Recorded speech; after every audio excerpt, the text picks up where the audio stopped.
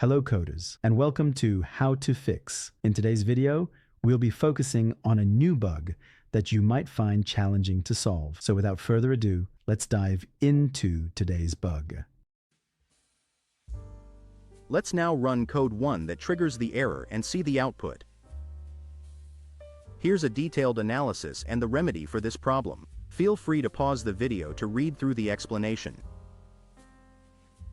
Now we'll repair the code and observe the final output.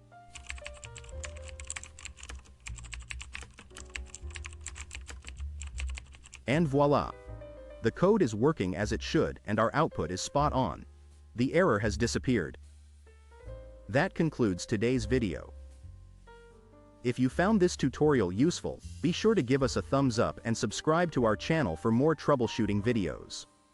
Remember, stay inquisitive, keep learning, and happy debugging, folks.